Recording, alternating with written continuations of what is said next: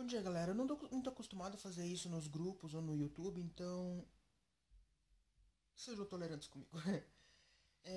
Na metade desse mês, o Sérgio Portela entrou em contato comigo para me enviar essa amostra de filamento ABS Premium. Isso é novidade na empresa dele, então achei interessante a ideia de poder testar algo novo no mercado. E daí o resultado eu vou estar postando no vídeo aqui para vocês. Vou estar fazendo dois modelos, um decorativo e um mecânico, para testar resistência e modelagem do filamento. Então assim, de cara deu pra ver que tem uma cor bem mais bonita do que a que eu uso. Não vou informar a marca, que não é essa a minha intenção. E se tratando de organização, achei interessante a caixa deles vir com esse espaço aberto. Para quem compra bastante desse tipo de filamento, fica bom para organizar as cores sem precisar estar colocando etiquetas. Que era isso que eu estava fazendo até um tempo atrás. Então, bora testar. Bem, os modelos que eu vou imprimir. Esses cubinhos aqui eu nem vou mostrar no vídeo porque é uma coisa básica que todo mundo conhece. Bem, eu imprimo eles apenas assim, apenas a shell, para ver a qualidade mesmo e se eu acerto a temperatura. Depois que eu imprimo a shell, eu coloco apenas duas bases e 3 coberturas para simplesmente testar a superfície. Depois que eu encontro a temperatura certa, eu vou para o modelo definitivo. Para o modelo decorativo de teste do filamento, eu vou usar esse daqui que todo mundo já conhece, o 3D Dent. Ele tem várias partes que mesmo para quem já está há bastante tempo imprimindo, são meio complicadas. Por exemplo, essas curvaturas da janela, detalhes muito fininhos. Esses tubos aqui podem às vezes sobrar filamento da parte do retract. Então, dá para considerar que esse daqui é um modelo bom para testar. Vou dividir o modelo aqui só para mostrar no meio.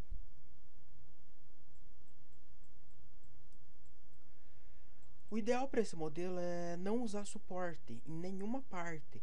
E muitas impressoras têm dificuldade de fazer esta parte aqui por se tratar de uma ponte. A janela frontal aqui também é uma ponte. Então, isso daí vai testar bastante da impressora e do filamento. Uma coisa que a maioria também já deve saber é que é obrigatório ter um cooler de impressão para poder fazer esse modelo, que a peça vai fazendo as camadas e vai precisando ser resfriada. Então vamos para o modelo fatiado. Para a configuração desse modelo, eu estou usando, como todo mundo sabe, né, uma Coccel, um modelo Delta. Daí aqui a configuração de preenchimento, usando em 20%, para mim já é o suficiente para o modelo decorativo. Daí as camadas. Estou usando camada de 0,15 milímetros. É uma camada de resolução até boa para ver detalhes.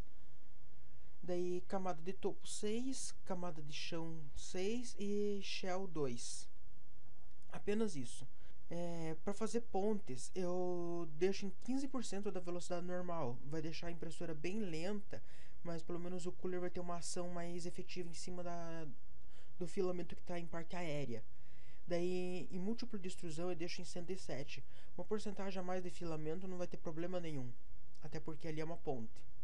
Aqui está a velocidade da minha impressora normal. Como eu já disse, né, uma Delta, uma Coccel. E acho que aqui é só. Temperatura. Bem, a 3D Lab me passou uma configuração de temperatura. Eu fiz os testes e tudo.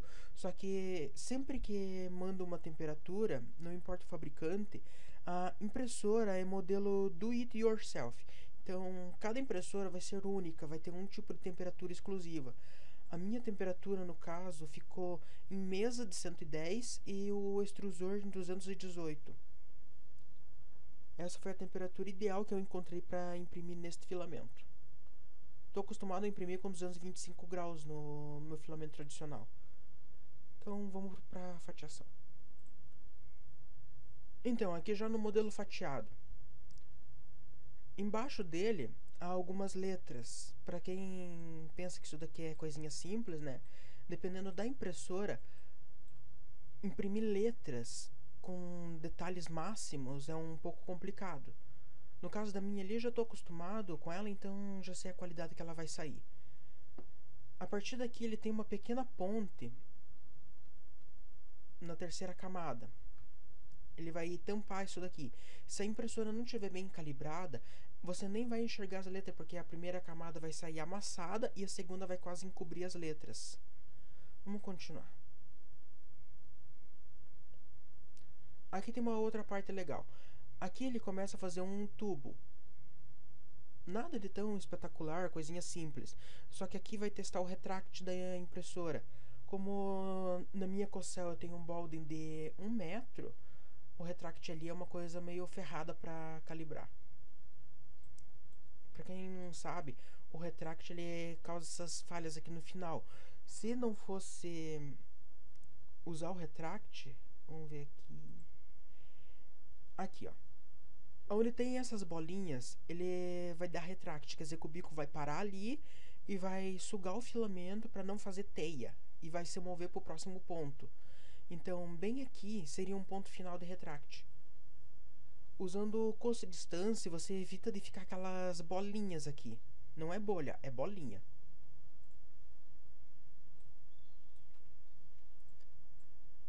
Vamos para a próxima parte. Aqui vai normal. Então, o final do tubo aqui é uma parte importante também. Se o bico ficar ali por mais de uma camada consecutiva, ele vai eventualmente derreter ou marcar com o bico por cima.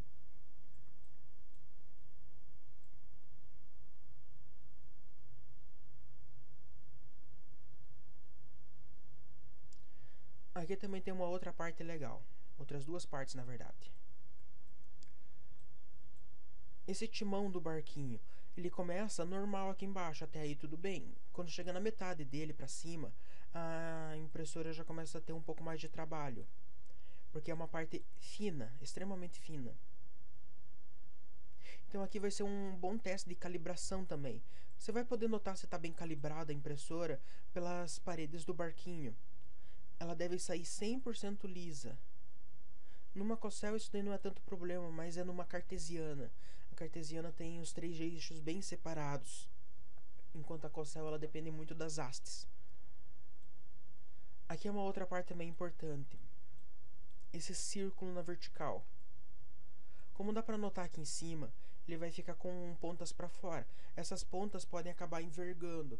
Se não tiver o cooler, elas vão com certeza envergar e vai prejudicar o resultado da impressão. Que depois dessa camada aqui ele tenta fechar. Aqui também vai ser a parte definitiva. No primeiro modelo que eu fiz isso daqui, esse círculo aqui saiu uma porcaria. Porque, se eu não me engano, não tinha o cooler. Eu mostro mais no final a comparação. Próxima parte importante. Aqui em cima da portinha do barco também tem essas curvaturas, que também pode dar um problema mesmo com o cooler. Mais aqui pra cima tem a primeira parte de ponte. Aqui o programa julgou, né, que não seria necessário reduzir a velocidade, nem fazer uma ponte ali no meio. Então aqui vai ser um problema. Ele vai passar reto em velocidade normal de impressão. Para acompanhar a velocidade de impressão, ele tem aqui no canto essa escala de velocidade. Deixa eu mostrar aqui. Todas essas velocidades vermelhas são velocidade máxima que a impressora vai se mover. Dá pra perceber, né, que eu deixei bem violenta. Seguindo mais um pouco, tem a principal parte. Como eu já disse, né, esse modelo aqui ele pode ser feito sem utilizar suporte nenhum. Do mesmo jeito que eu estou mostrando aqui. Essa parte azul aqui está indicada aqui pela escala que ele vai fazer em velocidade bem baixa. Justamente para conseguir fazer a ponte, o tampão do teto do barco. Aqui vai ser uma outra parte também que vai ser um teste ferrado. Outra parte aqui que ninguém julga ser importante é essa chaminézinha do barco. Eu já expliquei, né, o que acontece quando o bico fica muito tempo num lugar só. Aqui ele vai passar várias vezes as camadas uma em cima da outra e sem esperar esfriar. O cooler aqui vai ser importante. Quem estiver reparando nesses buraquinhos que ficou aqui, é o limite de custo-distância que eu deixei, para não ficar aquelas bolinhas do retract. Então, pela minha experiência, né, esse modelo aqui vai ser um dos melhores que eu vou imprimir, ainda mais com esse filamento premium. Daí no final da impressão vai dar para testar a qualidade e comparar com o primeiro modelo que eu tinha feito. Então é isso, eu vou filmar a impressão e fazer uma mini time-lapse.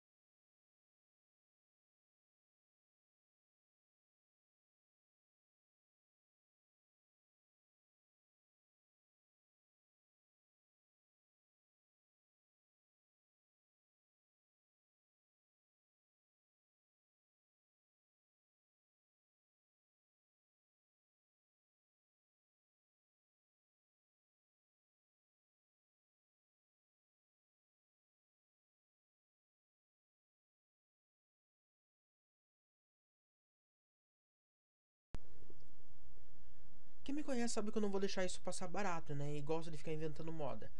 Aqui temos um modelo que faz parte de um projeto meu que ainda não está publicado. Trata apenas de uma hélice para propulsão. Vou fazer ela até que pequena, 7 centímetros de diâmetro.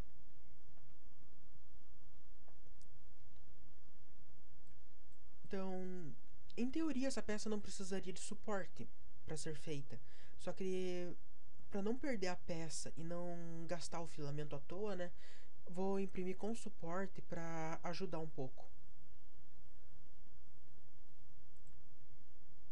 Bem, sobre o fatiamento da peça. Aqui vai continuar com preenchimento de 20%, mesmo sendo uma peça mecânica. E camada de topo e camada de chão eu vou usar 5. Diferente do Bench que estava em camada ponto .15, aqui eu vou usar camada ponto .2. Então a camada de chão e camada de topo vai ser 5 camadas, vai dar 1 milímetro de espessura. Camada de shell vai dar 1,2 milímetros, quase a mesma espessura.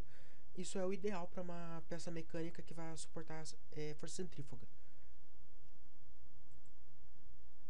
O resto aqui está normal, a temperatura também a mesma. E aqui a configuração da impressora, como eu já tinha mostrado agora há pouco, tudo igual. Então vamos para o fatiamento. Bem, como deu para perceber, né? Ali dentro vai ter duas prisões para o eixo do motor, para garantir que ele vai ficar bem preso. E como eu falei, né, ele não precisaria de suporte porque ele inicia já com um ângulo bom. Mais pra frente aqui que o ângulo sairia meio fechado. E eu acredito que aqui precisa de suporte.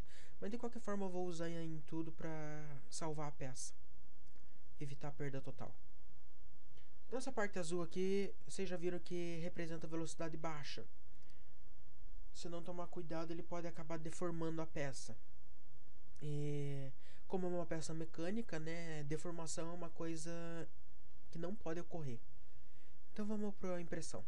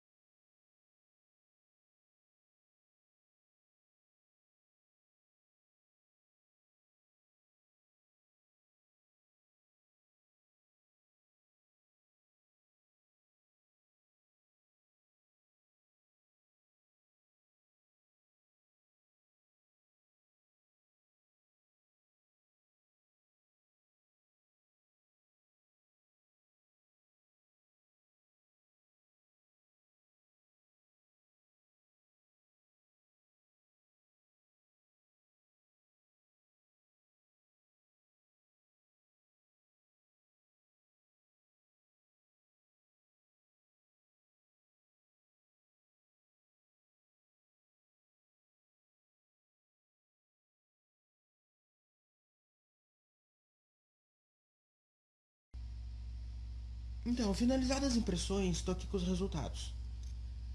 Esses dois aqui são o 3D Bench, um modelo bem comum entre os iniciantes, principalmente por dificuldade de impressão. Não tem tanta dificuldade assim, né? Mas algumas partes dele são chatas para fazer. Então, o branco eu imprimi com o meu OBS comum. Então, o roxo é o OBS Premium da 3D Lab. Dá pra ver uma diferença boa assim de brilho, textura, a qualidade diferente também. Até porque esse daqui já tem 5 meses, né? Até aí a impressora mudou bastante. Então, deu pra notar aqui. Agora vamos falar desse. Então, as características desse daqui, além da qualidade dele que ficou muito boa, as partes que a impressora pode ter dificuldade para imprimir. Lembrando que a impressão não depende só de um filamento de qualidade, mas de uma boa impressora mesmo, bem calibrada. Esse cantinho do barco aqui embaixo pode não parecer muita coisa, mas se não tiver uma boa ventilação enquanto ele imprime essa parte aqui, acho que dá para notar a inclinação, né? Ele começa com um ângulo bem baixo. Então, se não tiver uma boa ventilação nessa parte, o filamento ele vai envergar para cima. E daí vai acabar fazendo um buraco aqui. Como dá pra ver aqui, né? Saiu bem perfeitinho. Tanto pelo filamento quanto pela impressora, ficou ótimo essa parte. A próxima parte seria aqui. Esse buraquinho que tem com detalhes. Dá pra ver também que ficou muito bom. A parte de cima que é o maior problema. Que por ser uma partezinha muito fina, como eu havia explicado, né? Ele pode acabar envergando pra cima. Daí quando o hot-end vai passar pela segunda vez ali, ele acaba queimando, dando alguma deformidade ou fazendo um buraco quadrado na parte de cima. Então essa parte aí ficou muito boa. Inclusive o chão do barco também ficou muito bom, bem uniforme. A outra parte aqui que é interessante de abordar é esse buraquinho aqui de trás, que no caso teria que ser a chaminé do motor. Não sei por que tem essa outra chaminé aqui em cima. Então, aqui eu havia explicado sobre esses rastolhos de filamento. Até hoje eu não sei como tirar isso, uma característica da minha própria impressora. Então, mas ele imprimiu bem certinho, sem nenhuma falha. Inclusive dá pra notar aqui por dentro. Ficou realmente uniforme. Partes que também são complicadas para imprimir são pontes. Ele tem uma ponte embaixo desse telhado e aqui na frente da janela. Como dá pra ver, né, esse barquinho aqui não foi usado suporte durante a impressão. Então, ficou um modelo bem bacana. A ponte por baixo não dá pra enxergar direito. Bem capaz que não dê pra enxergar, né?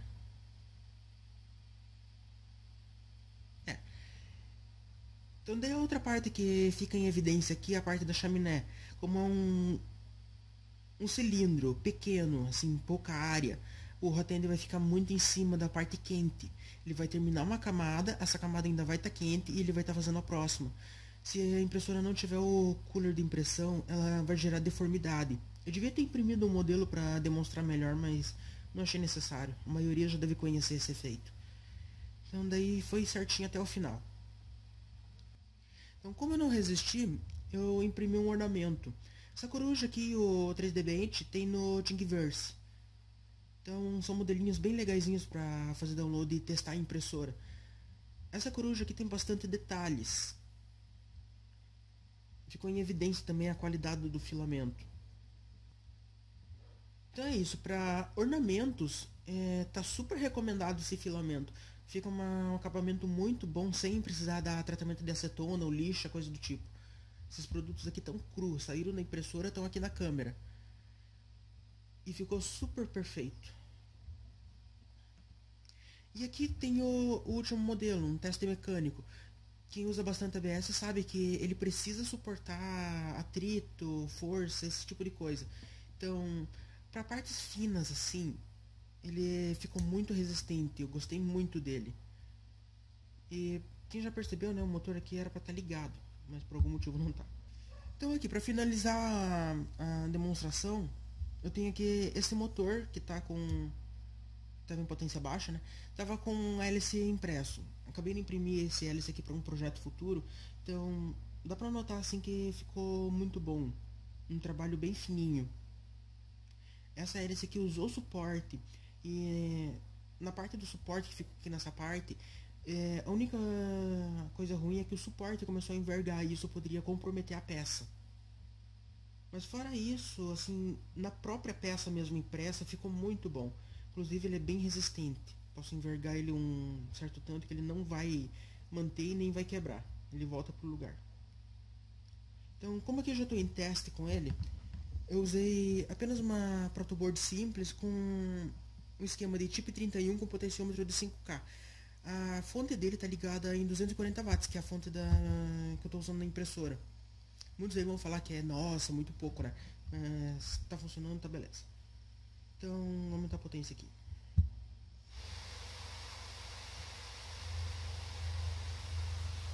Então, para testar qualquer tipo de material, assim, engrenagem, força centrífuga é a melhor coisa que tem. Ele vai estar jogando a força do centro para fora. Então, se tiver alguma falha nessa hélice, eu já teria identificado, né? Porque eu testei em offline. Gostei muito do resultado. Mas, assim, particularmente falando, essa vai ser uma opinião minha mesmo. Eu não recomendo esse ABS para esse tipo de coisa. É um ABS muito bom, com certeza vai ser muito caro ele, e então recomendo ele para fazer ornamentos. Tipo assim, uma coisa que dure mais tempo vai ser melhor aproveitado para esse filamento. Mas curti também fazer a hélice para uma peça mecânica, ele teve a mesma resistência do ABS que eu costumo usar. É isso, ABS Premium da 3D Lab está super recomendado. Então, só para finalizar o vídeo, a minha conclusão se mantém, né? Eu super recomendo esse ABS Premium da 3D Lab. Não me arrependi nem um pouco de usar. Para uma informação complementar, as configurações da impressora foram passadas nos vídeos, um pouco as de cada impressão. E o modelo da impressora, acho que até já deu para alguns perceberem, né? É uma Corsair Mini com partes personalizadas. Então é isso, fechou o vídeo.